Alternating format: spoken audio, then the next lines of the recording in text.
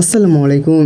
এ হচ্ছে আমার ছোট্ট ভাতিজা জুনাইদ। বয়স হচ্ছে অনেক ছোট, কিন্তু কাজের প্রতি তার আগ্রহ আর পরিশ্রম দেখলে সত্যি অবাক হতে হয়। আজ সকালে গরুর খাবার প্রস্তুত করার সময় সে আমার সঙ্গে ছিল। আমি খেয়াল করলাম সে খুব মনোযোগ দিয়ে পাটের ঘাসগুলো ছোট ছোট করে কেটে দিচ্ছে।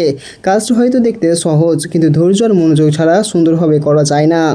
ছোট হাতে সে একের পর এক ঘাস কেটে যাচ্ছে। তার মুখে কোনো বিরক্তি নেই, বরং কাজটা করতে পেরে সে আনন্দই পাচ্ছে। এটা দেখে আমার খুব ভালো লাগে। ঘাস কাটা শেষ হওয়ার পর সে ঘাসের সঙ্গে ভুসি মিশাতে শুরু করলো। গরুর খাবার যেন ভালোভাবে তৈরি হয় সেজন্য সে যত্ন নিয়ে সব কিছু মিশিয়ে নিল। খামারের কাজগুলো সে ধীরে ধীরে শিখছে। বর্তমান সময়ে অনেক শিশু সারাদিন মোবাইল ফোন বা টিভি নিয়ে ব্যস্ত থাকে, কিন্তু গ্রামের জীবনে আমরা ছোটোবেলা থেকেই কাজের গুরুত্ব শিখি। আমি মনে করি পড়াশোনার পাশাপাশি বাস্তব জীবনের কিছু কাজ শেখাও খুব দরকার। খাবার তৈরি হয়ে গেলে জুনাই সেটাকে বস্তায় ভরলো।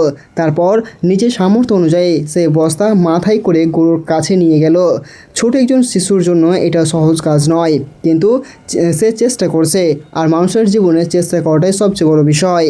আমি সবসময় চাই আমার আশেপাশের বাচ্চারা পরিশ্রমের মূল্য বুঝুক, দায়িত্ব নিতে শিখুক এবং নিজের কাজ নিজে করার অভ্যাস গড়ে তুলুক। কারণ আজকের এই ছোট ছোট শিক্ষা ভবিষ্যতে তাদের অনেক বড় মানুষ হতে সাহায্য করবে।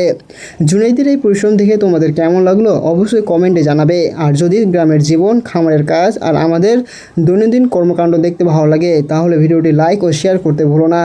ছোট্ট জুনাইদের জন্য সবাই অনেক অনেক দোয়া করবে। আল্লাহ হাফেজ।